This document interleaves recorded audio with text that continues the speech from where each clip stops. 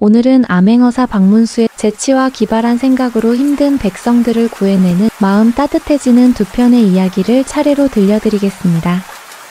구독, 좋아요 그리고 알람 설정과 함께 지금 바로 시작합니다. 첫 번째 이야기는 황금잉어를 사랑한 고약한 원님을 혼내주는 이야기입니다. 유난히 강물이 맑기로 소문난 물안골이라는 고을이 있었습니다. 이름처럼 아침 저녁으로 물안개가 자욱이 피어오르는 그곳은 강물에서 나는 민물고기 맛이 좋기로도 유명했지요. 보찜 하나 맨 허름한 선비 차림의 박문수가 이 물안골에 도착한 것은 해가 중천에 뜬 한낮이었습니다. 그런데 이상했습니다. 강가 마을이라면 을의 활기가 넘쳐야 할 저작거리가 묘하게 가라앉아 있었습니다. 특히 생선이며 민물새우를 팔아야 할 어물전 좌판들은 텅 비어 있기까지 했습니다. 고기잡이 배들이 드나들어야 할 나루터 역시 텅 빈 배 몇 척만 덩그러니 묶여있을 뿐 오가는 어부들의 씩씩한 노랫소리 하나 들리지 않았습니다. 기이한 노릇이로다. 강을 끼고 있는 마을에 생선이 없다니. 필시 강물이 마른 것도 아닐 터인데. 박문수는 고개를 갸웃하며 가장 허름해 보이는 주막으로 들어섰습니다. 주모, 여기 국밥 한 그릇 말아주시오. 헌데, 이 고을은 어찌 이리 조용하오. 특히 저작거리에 생선 구경하기가 하늘의 별 따기 같으니. 손님이 뜸에 파리만 날리던 주모가 한숨부터 푹 내쉬었습니다. 말도 마쇼, 선비님. 그놈의 황금잉어 때문에 온 고을이 망하게 생겼으니. 황금잉어라니? 그게 무슨 말이오? 박문수가 막걸리 한 사발을 들이켜며 되물었습니다. 주모가 목소리를 낮추며 주위를 살폈습니다. 사또 귀에 들어가면 큰일 날 소리여. 새로 부임한 사또 영감이 글쎄 어디서 용한 점쟁이한테 말을 들었는지 이 물안골 강물에 산다는 황금잉어를 잡아먹으면 10년은 젊어지고 병이 낫는다는 말을 철석같이 믿고 있지 뭡니까? 황금잉어라. 그런 것이 실제하기는 하는 것이요? 그걸 누가 압니까? 전설 속에나 나오는 물고기지. 헌데 사또 영감이 고을의 모든 어부들과 힘 좀 쓴다는 장정들은 몽땅 강가로 내몰았소. 농사일도 다 제쳐두고 오로지 그 황금잉어만 잡아 바치라고 말이오. 주모의 목소리에 울분이 섞여 나왔습니다. 다른 고기, 가령 쏘가리나 메기 같은 걸 잡아가면 쓸데없는 짓을 했다며 곤장을 치고 그물까지 빼앗아 버린다오. 그러니 어물전에 팔 생선이 있을 리가 있나? 어부들은 먹고 살 길이 막막하고 장정들은 농사를 못 지어 밭이 다 말라가고 다들 죽겠다고 아우성이요. 박문수의 표정이 서서히 굳어졌습니다. 한 사람의 헛된 욕심 때문에 온 백성이 고통을 받고 있단 말이로군. 그렇다 마다요.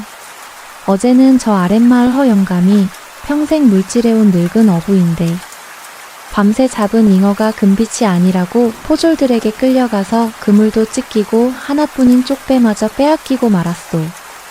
늙은 어미와 손주들이 굶게 생겼다며 어찌나 서럽게 우는지. 아이고. 주모는 끝내 눈시울을 붉혔습니다. 박문수는 말없이 국밥 그릇을 깨끗이 비웠습니다. 밥 한 그릇에 이토록 많은 시름이 담겨 있다니 밥맛이 씁쓸하기 그지없었습니다.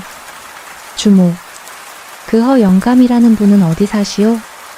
저기 강가 움막에 사는데 가봐야 기운도 없이 누워만 있을 거요. 박문수는 밥값을 셈하고 주막을 나섰습니다.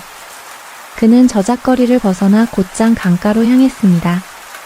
강물은 여전히 맑고 유유히 흐르고 있었지만 강둑을 따라 드문드문 앉아있는 사람들의 얼굴은 하나같이 잿빛이었습니다. 그들은 희망도 없는 낚싯대를 멍하니 바라보고 있었습니다. 저것은 고기잡이가 아니라 고된 형벌이었습니다. 박문수는 삿갓을 고쳤으며 저 멀리 보이는 화려한 기와의 관할을 바라보았습니다. 백성을 위한 잉어가 아니라 백성을 잡아먹는 잉어로구나. 그놈의 황금잉어 내 필히 구경이라도 해봐야겠다. 그의 발걸음이 강둑을 따라 걷고 있는 백성들을 향해 천천히 옮겨졌습니다. 물안개가 거친 강가는 생각보다 넓었습니다. 하지만 그 넓은 강둑 어디에도 활기찬 어부의 모습은 보이지 않았습니다. 듬성듬성 마치 벌을 서는 죄인처럼 낚싯대를 들이운 사람들이 넋나간 표정으로 흐르는 강물만 바라보고 있었습니다. 그들 곁에는 어김없이 칼을 찬 포졸 2명이 어슬렁거리며 감시의 눈초리를 보내고 있었습니다. 박문수는 그들 중 가장 나이가 지긋해 보이는 노인에게 다가갔습니다. 어르신, 고기가 좀 잡히십니까? 노인은 힐끗 박문수의 허름한 선비 차림을 훑어보더니 이내 고개를 저으며 다시 강물로 시선을 돌렸습니다. 선비님은 관아 사람은 아니신가 봅니다. 보아하니 외지에서 오신 듯한데 썩 좋은 구경거리는 아닐 것입니다. 그때 근처를 어슬렁거리던 포졸이 다가와 쩌렁쩌렁 소리를 질렀습니다. 이 영감탱이가 어딜 감히 잡담을, 낚시에 집중하지 못할까? 사또나리께서 애타게 기다리시는 황금 잉어는 안 잡고. 노인이 화들짝 놀라며 낚싯대를 고쳐 잡았습니다. 박문수가 그 포졸을 가만히 바라보며 물었습니다. 여보시오, 포졸 양반. 나그네가 길을 묻는 것도 죄가 되는 고을이요? 헌데 그 황금 잉어라는 것이 그리 쉽게 잡히는 물고기요? 포졸은 박문수의 행색이 남루한 것을 보고 얕잡아보며 껄껄거렸습니다. 선비님은 걱정 마쇼. 우리는 사또나리의 명을 받들 뿐이니 황금 잉어가 잡히든 안 잡히든 저놈들이 잡을 때까지 기다리는 게 우리 일이요. 그나저나 선비님은 여기서 어슬렁거리지 말고 갈 길이나 가시지. 괜히 엮여서 좋을 것 없소로. 포졸은 말을 마치고는 퇴하고 강물에 침을 뱉었습니다. 박문수는 더 묻지 않고 강둑을 따라 천천히 걸었습니다. 백성들은 굶주리고 포졸들은 감시하며 사또는 잊지도 않은 전설의 물고기를 기다린다니 참으로 기가 막힌 풍경이었습니다. 한참을 걸었을까 강가 한쪽에 다 쓰러져가는 움막 한 채가 보였습니다. 주모가 말한 허 영감의 집인 듯 했습니다. 박문수가 조용히 살인문 안으로 들어섰습니다. 계시오? 길손인데 잠시 물 한 잔 얻어 마실 수 있을까요? 안에서는 앓는 소리와 함께 어린아이의 울음소리가 들려왔습니다. 아이고 할머니 배가 고파요. 박문수가 움막문을 열자 퀴퀴한 냄새와 함께 늙은 노파와 핏기 없는 아이가 휑한 방 안에 누워있는 것이 보였습니다. 그리고 그 옆 구석에는 한쪽 팔에 붕대를 감은 채 넋이 나간 듯 벽만 바라보고 있는 노인이 있었습니다. 바로 허 영감이었습니다. 박문수가 조용히 방 안으로 들어섰습니다. 어르신, 몸이 편찮으신 겝니까? 허 영감이 천천히 고개를 돌렸습니다. 그의 눈은 깊게 패어 모든 것을 체념한 듯 공허했습니다. 뉘신지 모르오나 보시다시피 드릴 물 한 잔도 없는 형편이니 그만 나가주십시오. 주막에서 어르신 말씀을 들었습니다. 배를 빼앗기고 그물마저 찢겼다 하더군요. 박문수의 말에 허 영감의 눈에 순간 불꽃이 일었습니다. 그놈들, 내 평생을 이 강물에 바쳤습니다. 내 자식들과 저 손주 녀석까지 이 강물이 다 먹여 살렸지요. 헌데 잊지도 않은 황금 잉어 타령으로 내 손과 발을 다 잘라가 버렸습니다. 늙은 어미와 손주가 굶어 죽어가는 꼴을 그냥 보라는 것 아닙니까? 이게 나라이고 이게 목민관이 할 짓이냔 말입니다. 허 영감은 분노에 차 소리치다가 이내 격한 기침을 토해냈습니다. 붕대를 감은 팔은 포졸들에게 끌려가다 다친 상처였습니다. 노파가 눈물을 훔치며 말했습니다. 선비님 어찌하면 좋겠습니까? 당장 오늘 저녁거리도 없는데 저 늙은이는 강물만 바라보며 한숨만 쉬고 아이는 배가 고프다오니 차라리 다 같이 이 강물에 빠져 죽는 게 낫겠습니다. 박문수는 말없이 보찜을 풀었습니다. 그리고 며칠간의 비상식량으로 가지고 다니던 마른 주먹밥 몇 덩이를 꺼내 노파의 손에 쥐어주었습니다. 이것이라도 우선 아이와 함께 요기하십시오. 노파는 주먹밥을 받아들고는 차마 고맙다는 말도 못하고 눈물만 뚝뚝 흘렸습니다. 박문수는 허 영감의 곁에 조용히 앉았습니다. 어르신, 이 강에 정말로 황금 잉어가 산다고 믿으십니까? 허 영감은 픽하고 헛웃음을 쳤습니다.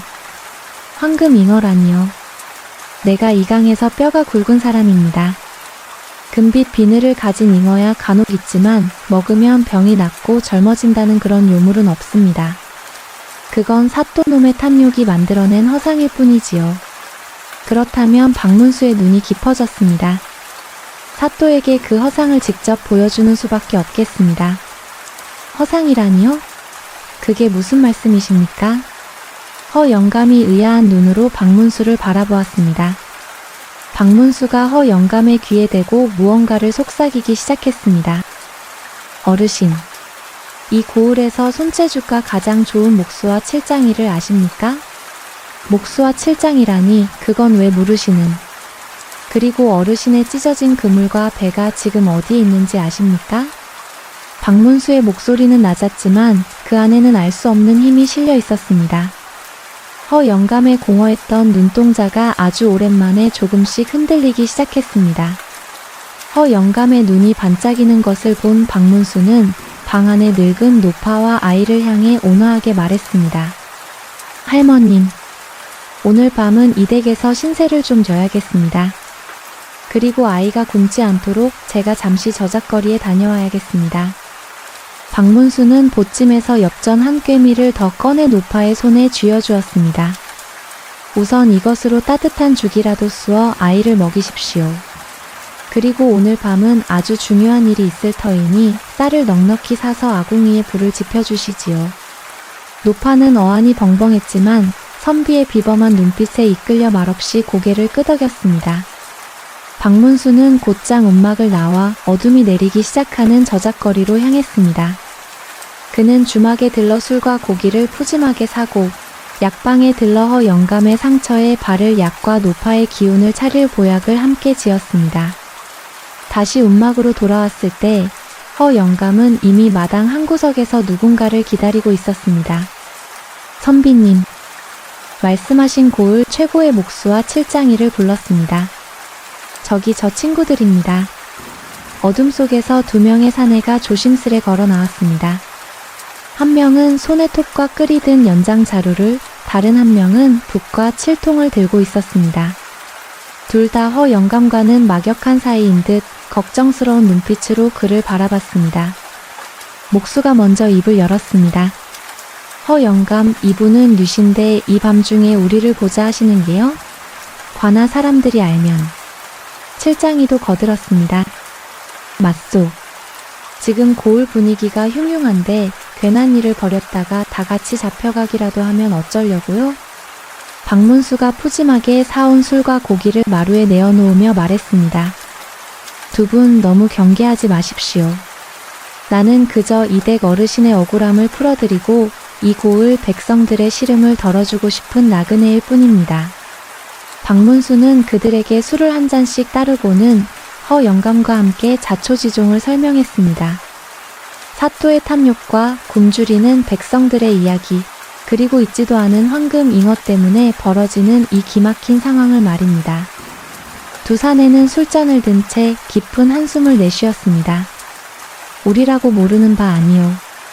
하지만 힘없는 백성이 사또를 어찌 당해냅니까? 내 처자식도 며칠째 풀뿌리로 연명하고 있소. 칠장이 일이 끊긴 지 오래라. 박문수가 그들의 술잔을 다시 채우며 말했습니다. 그래서 두 분의 힘이 필요합니다. 사또께서 그토록 원하시는 황금 잉어를 우리가 만들어드려야겠습니다. 예, 황금 잉어를 만들다니요? 그게 무슨... 두 사내의 눈이 휘둥그레졌습니다. 박문수의 목소리가 더욱 낮아졌습니다. 허 영감님, 아까 말씀드린 그 찢어진 그물과 배는 지금 어디에 있습니까? 허 영감이 주먹을 불끈 쥐며 말했습니다. 관아 창고에 처박혀 있을 것입니다. 놈들이 본보기로 빼앗아 갔지요. 그렇다면 됐습니다. 박문수가 고개를 끄덕였습니다. 먼저 허 영감께서는 밤이 깊어지거든 관아 창고에 몰래 들어가 어르신의 그물과 배를 도로 가져오십시오. 아니 선비님, 그건 도둑질이 아닙니까? 들키면 큰일 납니다. 허 영감이 기겁을 했습니다. 어차피 어르신의 것입니다. 도둑질이 아니라 되찾아오는 것이지요. 그리고 그물을 가져오실 때 창고 안에 있는 물건 중에 아주 크고 늙어 보이는 잉어 박제가 있는지 눈여겨보십시오.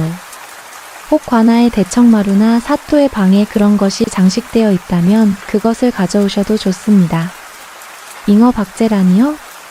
사또가 전설을 믿는다면 필시 그런 상징적인 물건 한두 개쯤은 가지고 있을 법합니다. 만약 없다면 어쩔 수 없지요. 허 영감께서 평생의 솜씨를 발휘해 이 강에서 가장 큰 잉어를 한 마리 잡아 오셔야겠습니다. 허 영감의 얼굴에 긴장감이 감돌았습니다. 박문수는 이어서 목수를 바라보았습니다. 김목수.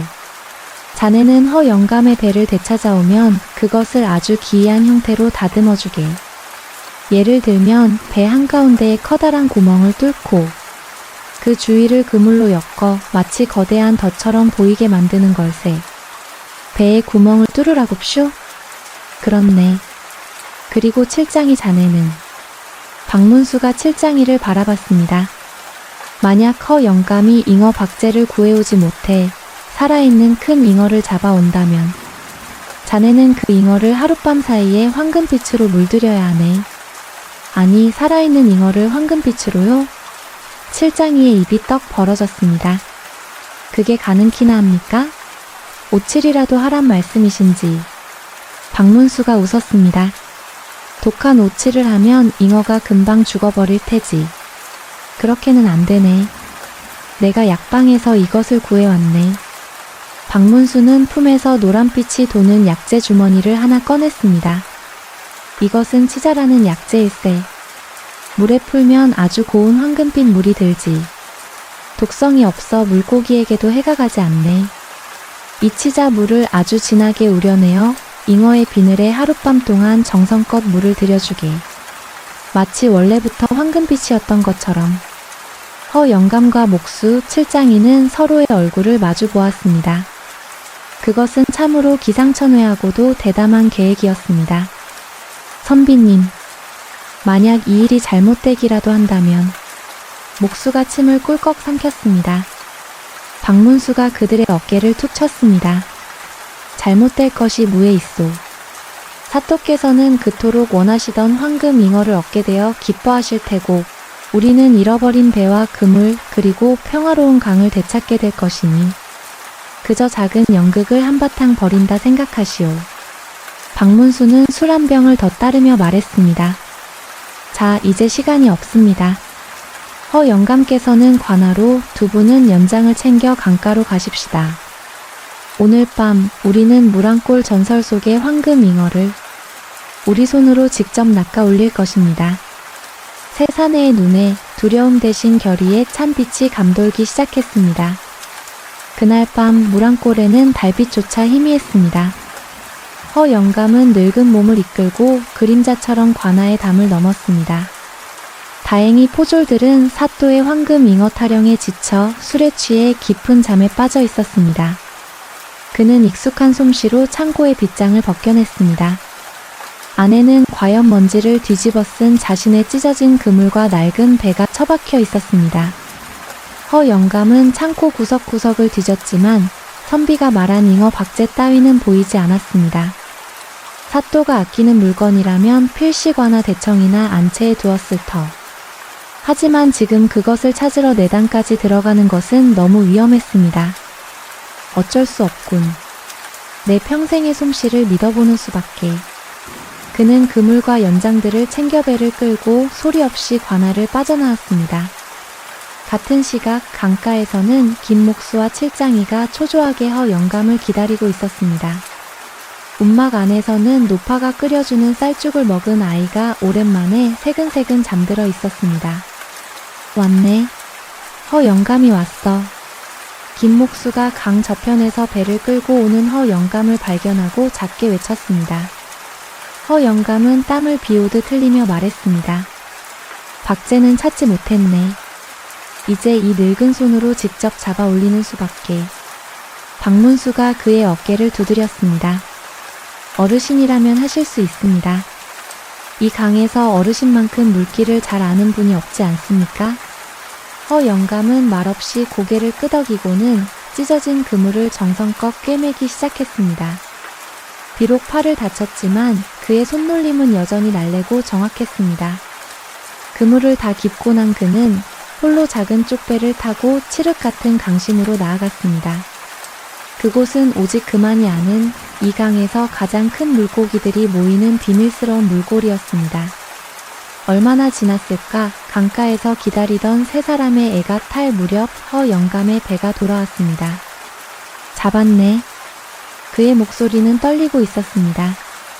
그물 안에는 어른 팔뚝만 한 것이 아니라 거의 아이 키만 한 거대한 잉어 한 마리가 펄떡이고 있었습니다.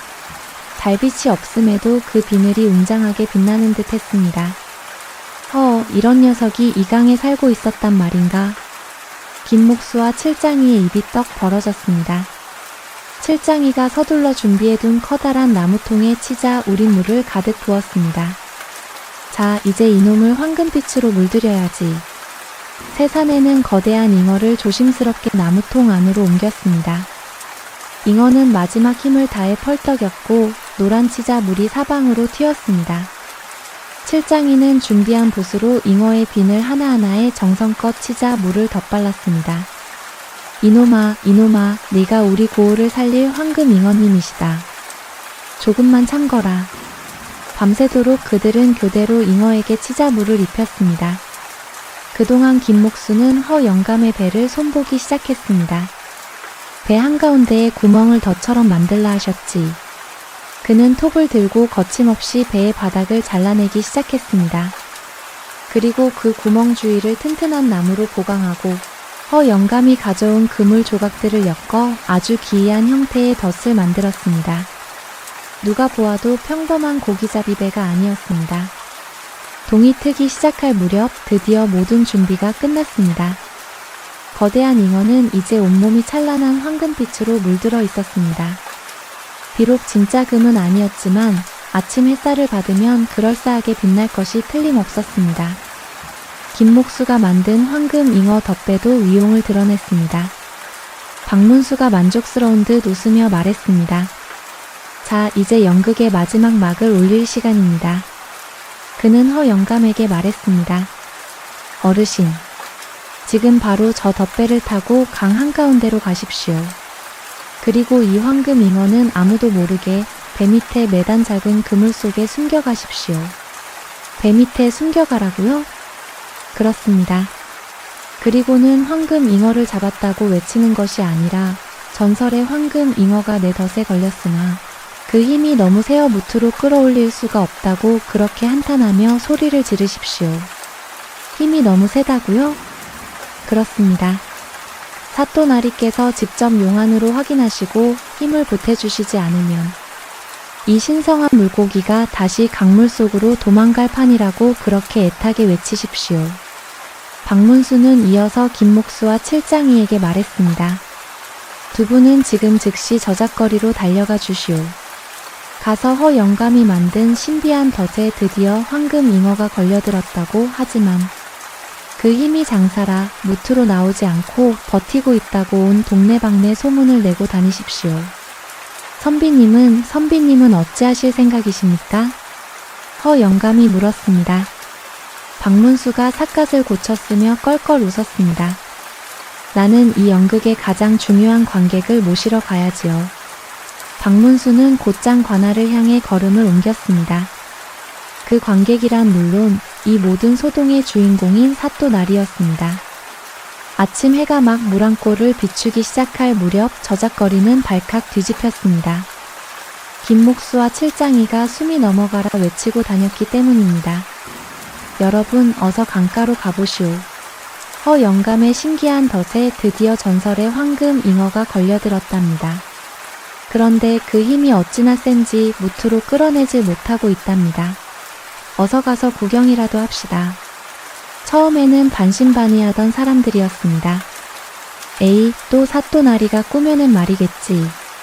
늙은 허영감이 무슨 수로.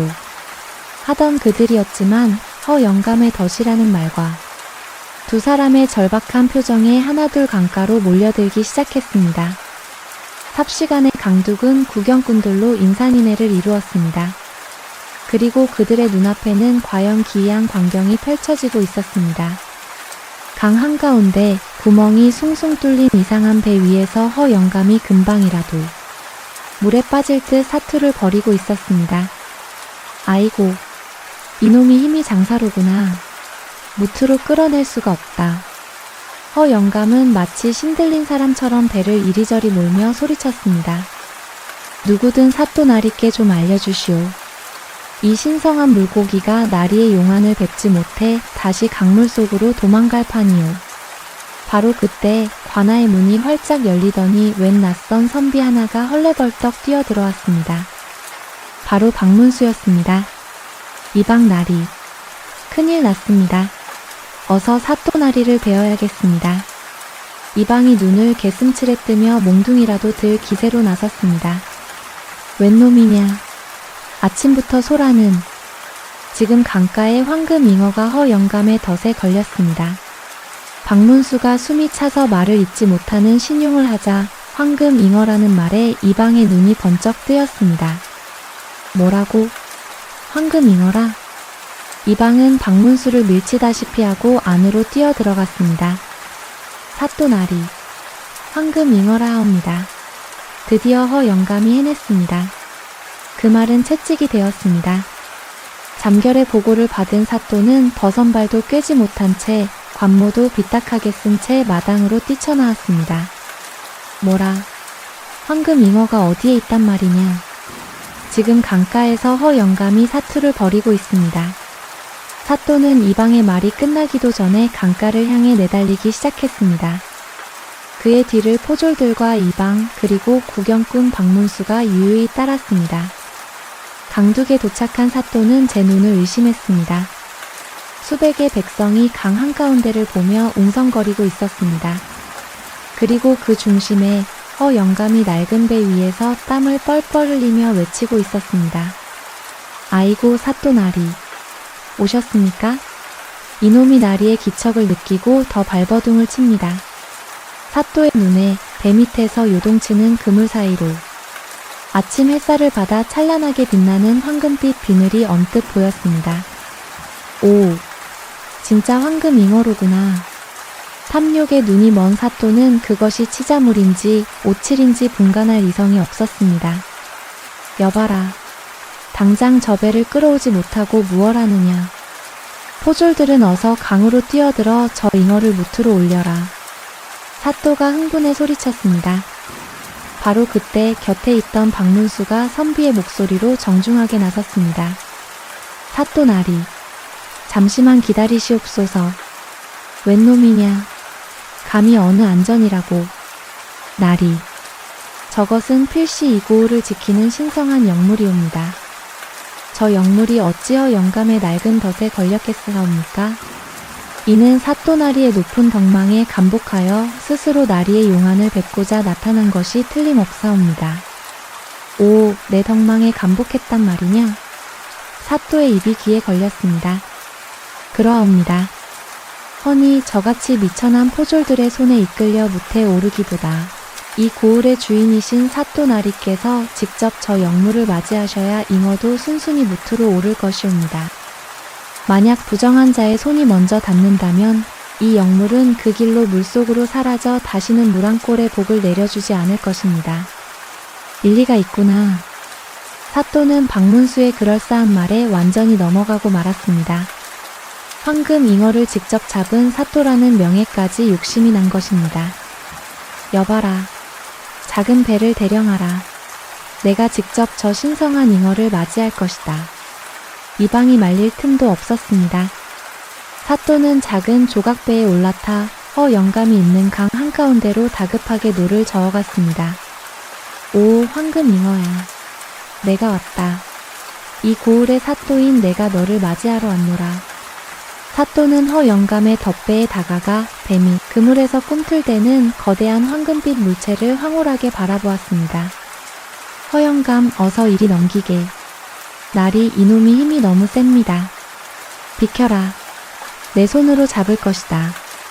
사또가 몸을 깊이 숙여 물에 잠긴 그물 속 황금 잉어를 두 손으로 움켜잡으려던 바로 그 순간이었습니다. 긴 목수가 구멍을 낸 낡은 배는 사또의 무게를 이기지 못하고 한쪽으로 기우뚱 기울어졌습니다. 으악! 사또는 중심을 잃고 그대로 강물에 풍덩 빠져버리고 말았습니다. 물에 빠진 사또가 허우적거리며 간신히 잉어를 붙잡았는데 아뿔싸! 그 거대한 잉어가 마지막 힘을 다해 펄떡이자 황금빛 물보라가 사또의 얼굴을 그대로 덮쳤습니다. 푹! 사또는 물에 빠진 생쥐꼴이 되어 잉어를 끌어안았는데 이상했습니다. 손에 묻어나는 것은 미끈한 비늘이 아니라 노란 물감이었습니다. 이게 무슨? 사또가 눈을 비비고 다시 보니 황금 잉어라 믿었던 것은 그저 치자물에 샛노랗게 물든 거대한 잉어일 뿐이었습니다. 강둑에서 이 모습을 지켜보던 백성들이 처음에는 숨을 죽이다가 이내 하나둘 웃음을 터뜨리기 시작했습니다. 아이고 저게 뭐야? 잉어가 아니라 노란 물고기잖아? 사또 날이 온몸이 온통 노랗게 물드셨네. 황금 잉어가 아니라 황토 잉어였구먼. 백성들의 웃음소리가 강물을 뒤덮었습니다. 내 이놈, 감히 내 놈이 나를 능멸해. 뒤늦게 쏘은 것을 안 사또가 물속에서 허영감의 멱살을 잡으려 했습니다. 여봐라, 포졸들은 뭘 하느냐. 저놈들을 당장 잡아들이지 않고. 그때 강둑에서 나지막하지만 위험 있는 목소리가 울려 퍼졌습니다. 멈추어라. 모두의 시선이 소리가 난 곳으로 향했습니다. 아까 그 유약해 보이던 선비 박문수가 삿갓을 벗어 던지고 품에서 마패를 꺼내 높이 치켜들고 있었습니다. 암행어사 출두요. 그 소리에 강물도 바람도 백성들의 웃음소리도 모든 것이 순간 멎었습니다. 사또는 강물에 빠진 채 그 자리에서 돌처럼 굳어버렸습니다. 이방과 포졸들은 이미 땅바닥에 머리를 박고 벌벌 떨고 있었습니다. 네 이놈 무랑꼴 사또는 듣거라. 굶주린 백성을 구휼하기는커녕 잊지도 않은 황금. 잉어를 잡으라며 백성의 생업을 막고 고통에 빠뜨린 죄. 또한 늙은 어부의 그물을 빼앗고 곤장을 쳐 그 생명을 위협한 죄. 백성의 피눈물로 내 놈의 헛된 욕심을 채우려 한 그 죄를 내가 임금님을 대신하여 엄히 물을 것이다. 박문수의 호령이 무랑골 전체에 울려 퍼졌습니다. 여봐라. 저 사또를 당장 끌어내어 포박하고 이방과 아전들도 모두 옥에 가두어라. 그리고 관아의 곳간을 활짝 열어 굶주린 백성들에게 쌀을 나누어 주도록 하라. 그날 무랑골에는 10년 묵은 체증이 내려가는 듯한 함성이 터져 나왔습니다. 백성들은 쌀을 나누어 받으며 눈물을 흘렸고 허영감과 김목수, 칠장이는 백성들의 영웅이 되었습니다. 박문수는 허영감에게 튼튼한 세배와 그물을 상으로 내리고 그의 손주 약가까지 두둑이 챙겨주었습니다. 사또가 그토록 원했던 황금 잉어는 백성들의 구경 속에 다시 유유히 강물 속으로 돌아갔습니다. 비록 치자물은 씻겨나가겠지만 무랑골 사람들의 마음속에는 통쾌한 황금빛 기억으로 영원히 남았을 것입니다. 박문수는 그저 허어 웃으며 다시 보찜을 메고 왁자지껄한 강둑을 조용히 빠져나왔습니다. 백성들의 웃음소리를 뒤로한 채 그는 또 다른 억울한 울음소리를 찾아 길을 떠났습니다. 두 번째 이야기 과부의 빈 쌀뚝과 꽤 많은 하인편을 지금 시작합니다. 낙엽이 뒹굴고 첫서리가 내릴 무렵 박문수는 또다시 남루한 선비 차림으로 어느 고갯길을 넘고 있었습니다. 이번에 당도한 버들골이라는 마을은 유난히 인심이 흉흉하고 메마른 기운이 감돌았습니다. 가을 거지가 끝났음에도 백성들의 낯빛은 어두웠고 저작거리조차 활기가 없었지요. 마을 사람들에게 그 까닭을 물으니 모두가 한 사람을 지목했습니다. 다 저 윗마을 맹부자 때문이지요. 가뭄 탓에 소출도 적은데 맹부자가 묵은 빚을 핑계로 나다를 싹 다 긁어갔다오. 그 양반 곳간에는 쌀이 썩어나간다는데 굶어 죽는 이웃에겐 콩 한 톨 내어줄 위인이 아니지요. 박문수는 혀를 차며 해가 저물기를 기다렸다가 하룻밤 묵어갈 곳을 찾았습니다.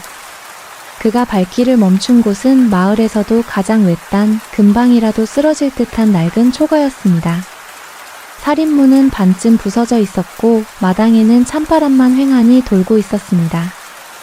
박문수가 헛기침을 하며 조심스레 인기척을 냈습니다. 이리 오시오. 길 가는 과객인데 날이 저물어 하룻밤만 신세 지려하오. 안에서 한참이나 기척이 없더니 헬쑥한 안악 하나가 문을 열고 나왔습니다. 30이나 되었을까 싶은 젊은 안악이었지만 낯빛은 밀랍처럼 노랗게 떠 있었고 입술은 하얗게 말라 있었습니다. 죄송합니다, 선비님. 보시다시피 이 집은 너무 누추하여 손님을 매실 형편이 못 됩니다. 다른 곳을 알아보시니. 안악이 기어들어가는 목소리로 말하며 고개를 숙였습니다. 그녀의 이름은 윤씨 부인, 1년 전 남편을 여의고 어린 아들과 단둘이 사는 과부였습니다. 박문수는 그저 묵묵히 고개를 끄덕이려는데 방 안에서 어린아이의 끙끙 앓는 소리가 새어나왔습니다. 어머니 배가 고픕니다. 아이의 애처로운 목소리에 윤씨 부인의 얼굴이 와르르 무너져 내렸습니다. 그녀는 금방이라도 터져나올 울음을 가까스로 참아내며 치맛자락만 움켜쥐었습니다. 박문수가 보찜을 풀며 다시 말했습니다. 괜찮죠. 헛간이라도 좋으니 하룻밤만 묵어갑시다. 대신 내가 저작거리에서 요깃거리라도 사올 터이니 아이와 함께 드시지요. 박문수가 엽전 몇 푼을 꺼내려 하자 윤씨 부인이 다급히 손사래를 쳤습니다. 아닙니다, 선비님. 저희는 괜찮습니다. 이런 폐를 끼칠 수는 없습니다. 그녀의 말이 채 끝나기도 전에 아이가 다시 울먹였습니다. 어머니 밥 주세요. 그 소리에 부인의 마지막 남은 자존심도 부질없어졌습니다. 그녀는 끝내 참았던 눈물을 떨구며 부엌 한쪽에 놓인 쌀독을 가리켰습니다. 뚜껑이 열린 쌀독은 먼지 쌓인 바닥을 훤히 드러내고 있었습니다. 나으리 보시는 대로입니다. 사흘째 쌀 한 톨 구경 못했습니다. 아이에게 물죽이라도 끓여 먹이고 싶지만 물밖에 줄 것이 없습니다. 박문수의 표정이 굳어졌습니다. 어찌 이 지경이 되었소. 가을 거지는 끝난 지가 언젠데 관아에서 구율미라도 내리지 않았단 말이오? 윤씨 부인이 눈물을 훔치며 말했습니다. 흉년 탓도 있지만 다 저 윗마을 맹부자 때문입니다. 돌아간 제 남편이 생전에 맹부자에게 쌀 서마를 맹부자가 그 빚에 빌린 것이 화근이었습니다. 이자가 붙었다며 이자가 이자를 낳았다며 이번 가을에 거둔 얼마 안 되는 나달을 모조리 가져가 버렸습니다. 제발 아이 먹을 것만이라도 남겨달라 빌었지만 그녀는 더 이상 말을 잇지 못하고 어깨를 들썩였습니다. 박문수는 말없이 방으로 들어가 아이의 이마를 짚어보았습니다. 불덩이는 아니었지만 굶주림에 지쳐 기력이 쇠한 것이 역력했습니다.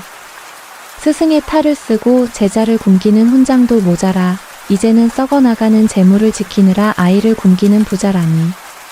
박문수의 가슴 속에서 차가운 분노가 일었습니다.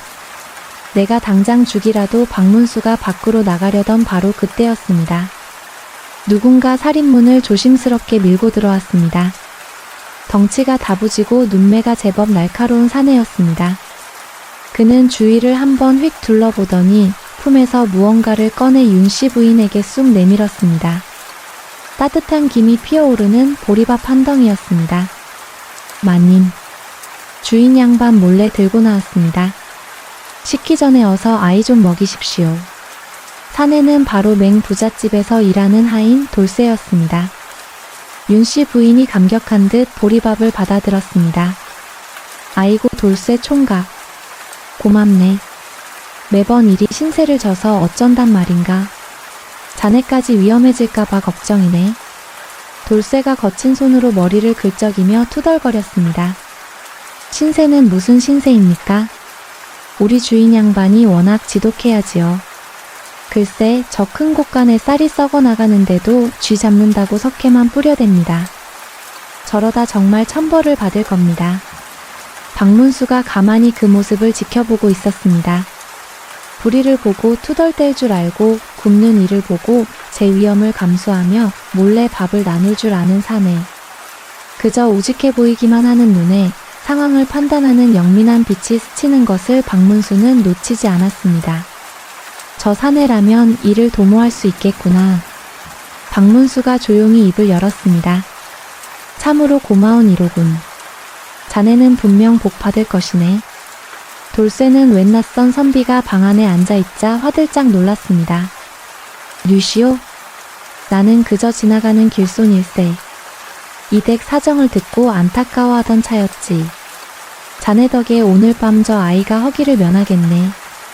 돌쇠는 방문수를 위아래로 힐끔 훑어보았습니다. 행색은 남루했지만 그 눈빛만은 예사롭지 않았습니다. 돌쇠는 무언가 더 묻고 싶어 하는 듯 했으나 이내 꾸벅 인사를 하고는 황급히 어둠 속으로 사라졌습니다. 주인 양반이 찾기 전에 가봐야 합니다.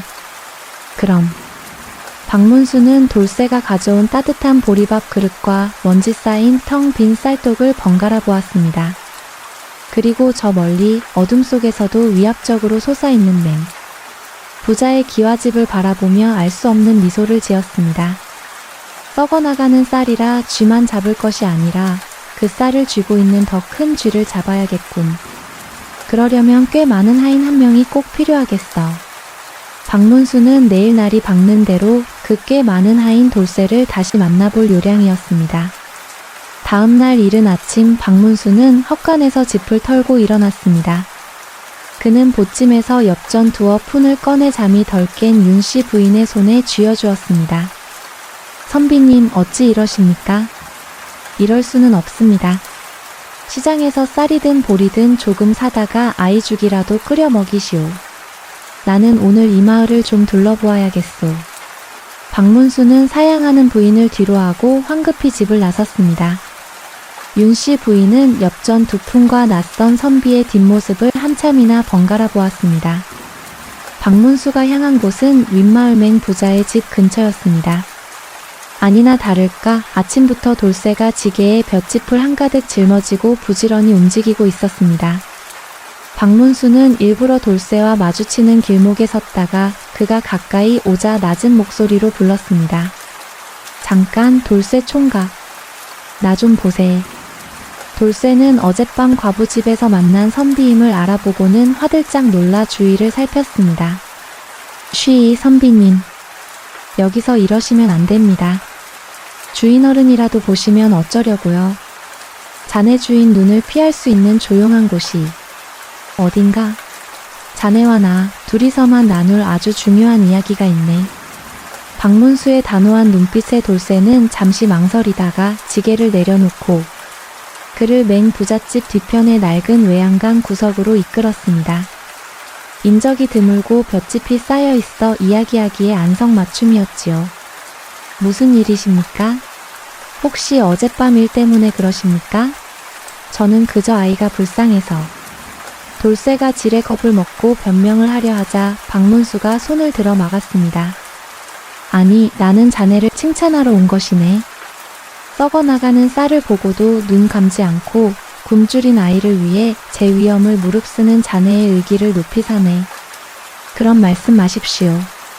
부끄럽습니다. 박문수가 본론으로 들어갔습니다. 자네 혹시 쌀이 제 발로 걸어간다는 이야기 들어본 적 있는가? 예, 쌀에 발이 달리다니요. 그게 무슨 해괴한 말씀이십니까? 이를테면 이런 것이지. 한 곳에 쌀이 썩어 나도록 쌓여 있는데 바로 옆집에서는 쌀이 없어 아이가 굶어 죽어가고 있네. 하늘이 이를 그냥 보고만 계시겠는가? 그래서 밤마다 귀신을 보내어 썩어가는 쌀을 텅 빈 쌀독으로 옮겨놓는다는 이야기 말일세. 박문수는 돌쇠의 눈을 지그시 바라보았습니다. 돌쇠는 처음에는 어리둥절해 하다가 박문수의 눈빛에 담긴 깊은 뜻을 서서히 깨닫기 시작했습니다. 선비님, 설마 지금. 박문수가 나지막하지만 힘있는 목소리로 말했습니다. 맞네. 자네의 주인 맹 부자는 쌀을 곳간에 가두어 썩히는 죄를 짓고 있네.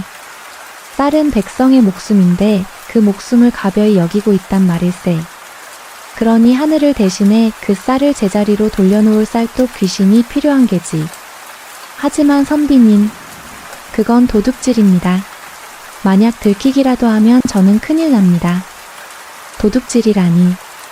썩어가는 것을 필요한 이에게 나누어 주는 것이 어찌 도둑질인가. 그것은 활인 사람을 살리는 일일세. 그리고 자네는 훔치는 것이 아니야. 그저 귀신이 지나갈 길을 터주고 귀신이 한 일을 모른 척하면 되는 걸세. 박문수는 한 걸음 더 다가섰습니다. 돌쇠 총각. 자네는 맹부잣집 곳간 열쇠가 어디 있는지 아는가? 돌쇠는 침을 꿀꺽 삼켰습니다. 그것은 주인어른께서 허리춤에 늘 차고 다니십니다. 하지만 밤에 주무실 때는 사랑채 머리맡 괴짝 위에 두시지요. 밤에 곳간을 지키는 이는 몇이나 되나? 늙은 마당쇠 한 명뿐입니다. 그마저도 밤이면 막걸리에 취해 골아떨어지기 일쑤지요. 잘 되었네. 박문수의 눈이 빛났습니다. 오늘 밤 자네가 그 쌀독 귀신이 되어야겠네. 제가 어찌 그런 큰일을 자네라면 할 수 있네. 자네에게는 불의를 보고 분노할 줄 아는 용기와 굶주린 이를 돕는 따뜻한 마음이 있지 않은가. 자네가 오늘 밤 열쇠를 몰래 가져와 곳간을 열고 쌀 한 가마니만 짊어지고 나오게. 그리고는 곧장 윤씨 부인의 집으로 가 그 텅 빈 쌀독을 가득 채워주게. 돌쇠는 식은땀이 흘렀습니다. 하지만 아침이 되면 쌀이 빈 것이 탄로 날 것입니다. 그럼 저는 큰일 납니다. 걱정 말게. 귀신은 흔적을 남기지. 쌀을 퍼낸 자리에 내가 일러주는 대로 표시를 해두게. 그리고 쌀독을 채운 뒤에는 부엌 아궁 위에 흰재를 한 줌 뿌려두게. 나머지는 내가 알아서 하겠네. 박문수는 품에서 작은 호패 같은 것을 꺼내 돌쇠에게 보여주었습니다. 돌쇠가 글을 읽을 줄은 몰랐으나 그것이 보통 물건이 아님은 직감할 수 있었습니다. 나는 자네가 생각하는 그런 한가한 길손이 아닐세. 이 일은 자네와 나 둘이서 버들골에 굶주린 백성을 구하는 첫걸음이 될 걸세. 맹부자의 썩은 곳간을 터는 것이 아니라 썩은 마음을 벌하는 일이야. 만약 일이 잘못되어도 자네 목숨은 내가 반드시 지켜주겠네. 박문수의 확신에 찬 목소리와 그가 보여준 신물에 돌쇠의 흔들리던 눈빛이 단단해졌습니다. 그는 굶어 죽어가는 과부의 아들과 제주인의 탐욕스러운 얼굴을 떠올렸습니다. 알겠습니다, 선비님. 비록 천한 하인의 몸이지만 선비님의 뜻이 그러하시다면 사람을 살리는 일이라 하셨지요. 한번 해보겠습니다. 좋네. 그럼 오늘 밤 달이 중천에 뜨는 자시에 움직이세. 나는 마을에 귀신이 나타날 준비를 하고 있겠네. 박문수는 돌쇠의 어깨를 두어 번 두드려주고는 볏짚 더미 뒤로 유유히 사라졌습니다. 돌쇠는 한참이나 그 자리에 서서 제 심장이 쿵쿵 울리는 소리를 들어야 했습니다. 오늘 밤 버들골에는 정말 쌀독 귀신이 나타날 참이었습니다.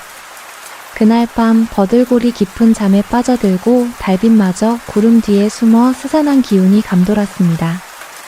약속한 자시가 되자 돌쇠는 마른 침을 삼키며 제 방을 나섰습니다. 심장이 쿵쿵 울려 제 귀에도 들릴 지경이었지만 굶주린 아이의 얼굴과 낯선 선비의 단단한 눈빛을 떠올리며 걸음을 옮겼습니다. 사랑채 툇마루는 칠흑처럼 어두웠습니다. 돌쇠는 고양이처럼 발소리를 죽여가며 맹부자의 방문에 귀를 기울였습니다. 안에서는 맹부자의 요란한 코 고는 소리가 규칙적으로 들려왔습니다. 지금이다. 돌쇠는 떨리는 손으로 문고리를 아주 천천히 소리나지 않게 밀었습니다. 다행히 문은 부드럽게 열렸고 희미한 달빛에 의지해 방 안을 살폈습니다. 맹부자는 이불을 걷어찬 채 세상 모르고 자고 있었고 그 머리맡 괴짝 위에 묵직한 노쇠 열쇠 꾸러미가 놓여 있었습니다. 돌쇠는 숨을 멈추고 방 안으로 들어가 깃털처럼 가벼운 손놀림으로 열쇠를 집어들었습니다. 짤랑 하고 작은 소리가 날 뻔했지만 맹부자의 코 고는 소리에 묻혔습니다. 열쇠를 품에 안고 사랑채를 빠져나온 돌쇠는 곧장 곳간으로 향했습니다. 곳간 앞에는 역시나 마당새가 나무 기둥에 기댄 채 골아떨어져 있었습니다. 근처에 가자역한 막걸리 냄새가 코를 찔렀지요. 돌쇠는 혀를 차며 그를 조심스레 비켜갔습니다. 육중한 곳간 자물쇠에 맞는 열쇠를 찾는 데는 시간이 조금 걸렸습니다. 손에 땀이 나 자꾸만 열쇠가 미끄러졌지요. 철컥하고 마침내 자물쇠가 풀리는 소리가 났을 때 돌쇠는 온몸의 기력이 다 빠져나가는 듯 했습니다. 곳간 문을 열자 퀴퀴한 곰팡내와 함께 나달 냄새가 확 풍겨왔습니다. 달빛 한 줄기 없는 곳간 안은 그야말로 쌀가마니로 산을 이루고 있었습니다. 셀 수도 없이 쌓인 쌀가마니들. 저것 중 단 하나만 있어도 한 식구가 겨울을 날 터인데 맹부자는 이것을 썩히고 있었던 겁니다. 돌쇠는 분노가 치밀었지만 지금은 때가 아니었습니다.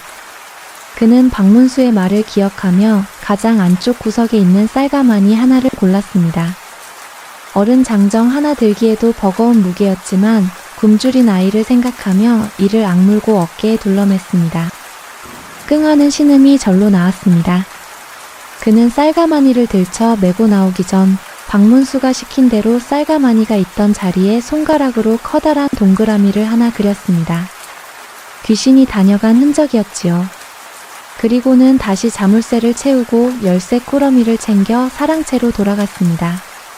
다행히 맹부자는 여전히 코를 골며 자고 있었고 열쇠를 제자리에 돌려놓는 것까지 무사히 마칠 수 있었습니다. 한편 그 시각 박문수 역시 잠 못 이루고 있었습니다.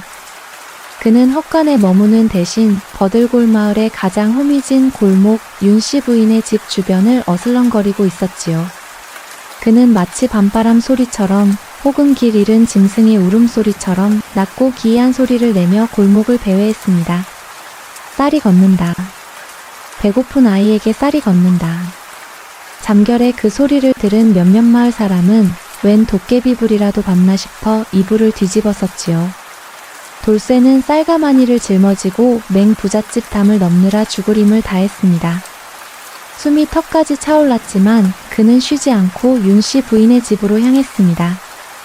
살인문은 닫혀 있었지만 어제 저녁 그가 보았던 대로 반쯤 부서져 있어 조용히 들어갈 수 있었습니다. 방 안에서는 앓는 아이와 지친 어미의 숨소리만 들려왔습니다. 돌쇠는 부엌으로 가 어제 보았던 텅 빈 쌀독 뚜껑을 열었습니다. 그리고는 쌀가마니의 끈을 풀어 뺀 쌀을 콸콸 쏟아부었습니다. 쌀알이 독에 부딪히며 내는 촤르르 하는 소리가 그 밤 세상에서 가장 듣기 좋은 소리처럼 느껴졌습니다. 쌀은 금세 독을 가득 채우고도 남아 옆에 있던 작은 항아리까지 채울 수 있었습니다. 돌쇠는 마지막으로 박문수의 명을 기억해냈습니다. 차갑게 식은 아궁이에서 흰재를 한 움큼 쥐어 쌀독 주변과 부엌 바닥에 흩뿌렸습니다.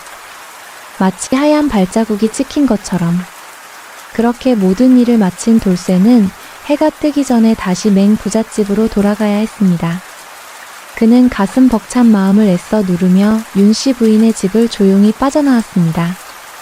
다음 날 새벽 윤씨 부인은 아들에게 물이라도 한 사발 떠먹이려 부엌으로 나왔다가 그만 그 자리에 주저앉고 말았습니다.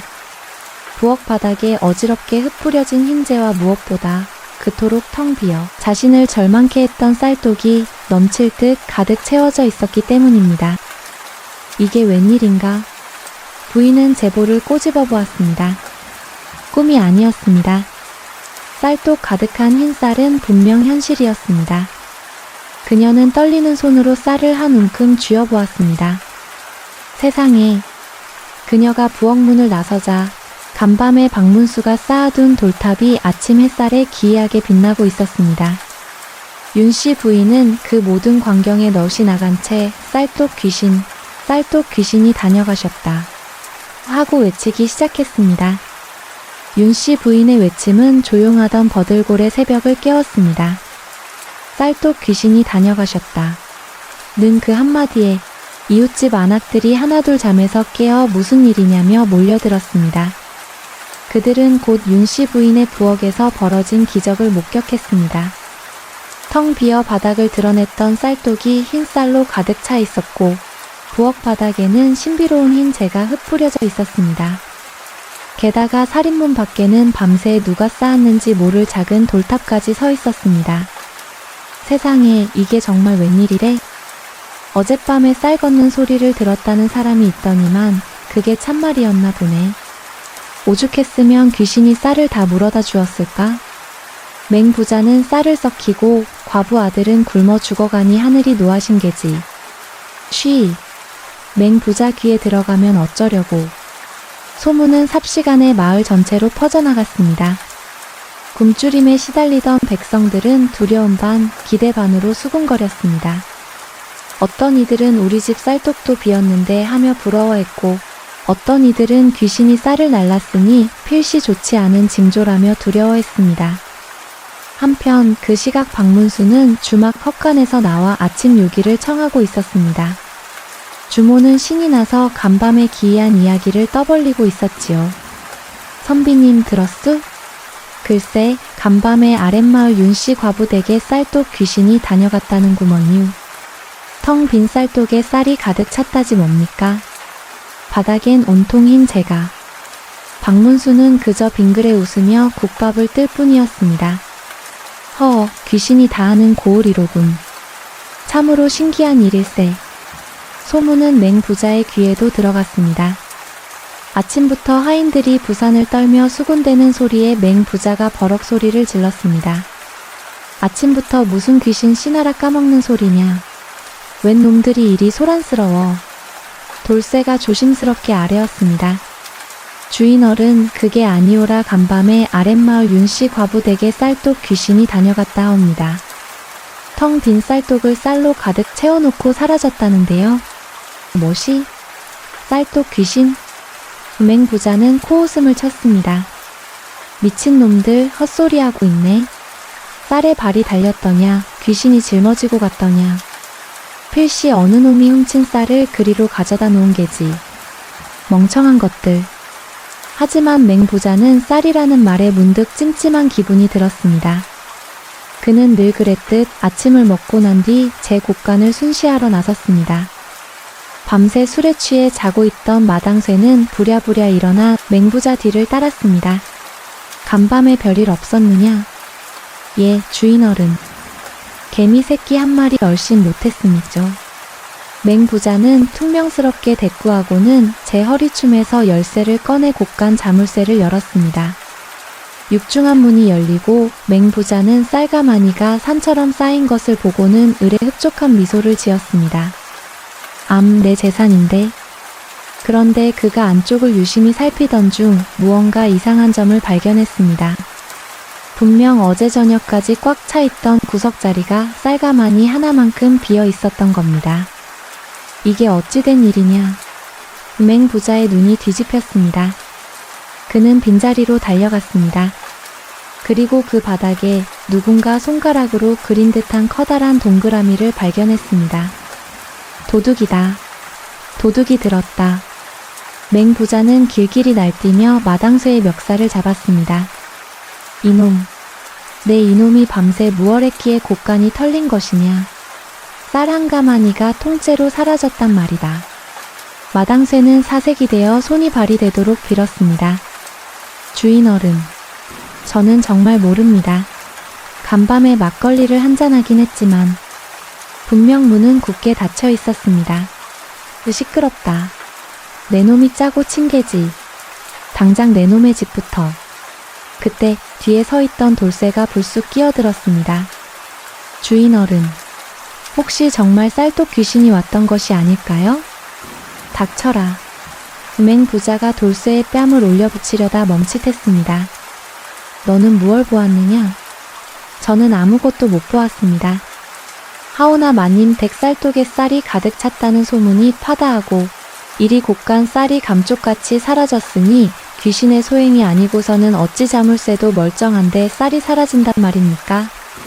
게다가 이 해괴한 표시까지 돌쇠는 일부러 부들부들 떠는 신용을 하며 바닥에 동그라미를 가리켰습니다. 맹부자는 이가 갈렸습니다.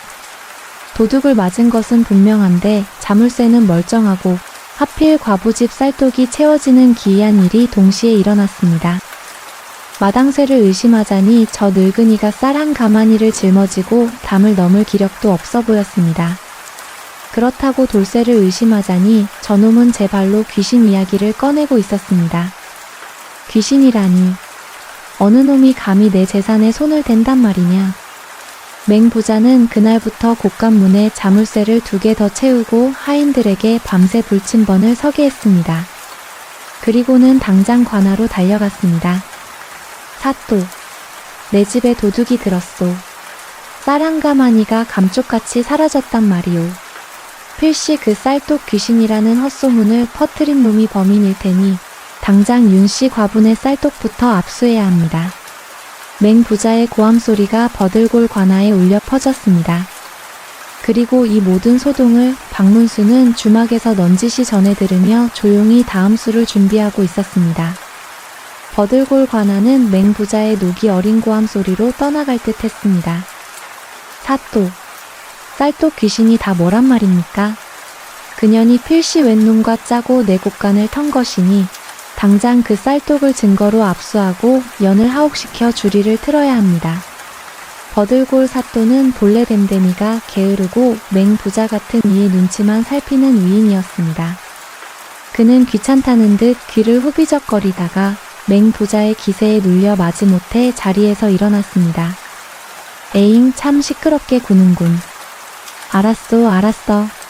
내 친히 행차하여 그 쌀독이 맹부자 댁 쌀독인지 과분의 쌀독인지 확인해보리다. 포졸들은 매셔라. 사또가 포졸 몇을 거느리고 맹부자는 의기양양하게 그 뒤를 따라 윤씨 과부의 집으로 향했습니다. 쌀독 귀신의 소문과 맹부자의 도둑맞은 쌀 이야기가 합쳐져 온 마을 사람들이 구경거리라도 난 듯 그 뒤를 쫓았습니다. 돌쇠 역시 굳은 얼굴로 무리 속에 섞여 있었습니다. 순식간에 윤씨 과부의 작은 초가집 마당은 사또와 포졸들 그리고 구경꾼들로 발 디딜 틈이 없어졌습니다. 윤씨 부인은 피키가 가신 얼굴로 어린 아들을 끌어안고 부들부들 떨고 있었습니다. 맹부자가 삿대질을 하며 소리쳤습니다. 사또, 보시오. 저기 저 쌀독이요. 저기에 내 쌀이 가득 들어있을 것이오. 사또가 거들먹거리며 부엌으로 들어가 쌀독 뚜껑을 열어보았습니다. 과연 흰 쌀이 가득했습니다. 쌀이 있긴 있군. 내 인연 윤씨, 이 쌀이 다 어디서 난 것이냐. 내 쌀독은 바닥을 보인 지 오래라 들었다만 윤씨 부인이 울먹이며 대답했습니다. 사또, 저는 정말 모릅니다. 아침에 일어나 보니 쌀독 귀신께서 이리 채워놓고 가셨습니다. 부엌 바닥에 흰 재가. 시끄럽다. 맹부자가 말을 잘랐습니다. 내 뱃속에 들어간 쌀도 쌀독 귀신이 먹여주더냐. 당장 저 쌀을 거두어 가고 인연을 포박해라. 잠깐만 기다리시지요. 그때 구경꾼들 사이에서 조용히 목소리 하나가 울려 퍼졌습니다. 헛간에서 갓 나온 듯 지푸라기를 어깨에 묻힌 박문수였습니다. 그가 천천히 마당으로 걸어 나왔습니다. 사또 그리고 맹부자. 이 일은 참으로 기이합니다. 자물쇠가 멀쩡한 곳간에서 쌀이 사라져 굶주린 과부의 쌀독을 채웠다. 이것이 어찌 사람의 소행이라 단정 지을 수 있겠습니까? 맹부자께서는 귀신이라 하셨는데 어찌 죄는 사람에게 물으려 하십니까? 맹부자가 낯선 선비의 등장에 눈을 부라렸습니다. 웬 놈이냐? 네가 감히 이 일에 끼어들어. 저 쌀은 내 곳간에서 나온 내 쌀이 분명하다. 박문수가 빙그레 웃으며 맹부자에게 물었습니다. 그리 확신하십니까?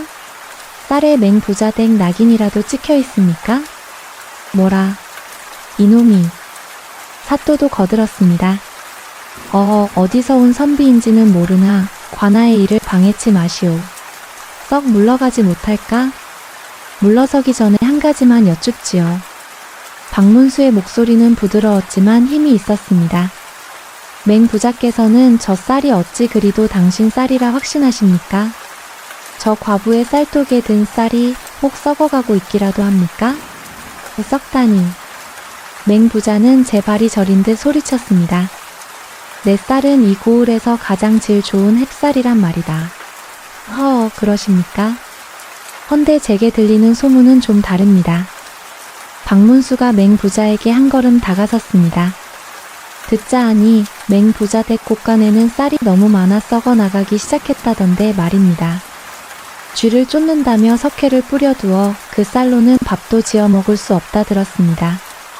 마을 사람들이 수군거리기 시작했습니다. 맞아, 돌쇠가 그러더군.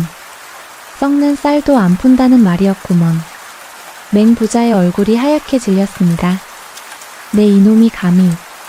어디 쌀독 귀신이 물어다 준 쌀이 햅쌀인지 썩은 쌀인지 한번 확인해 보십시다.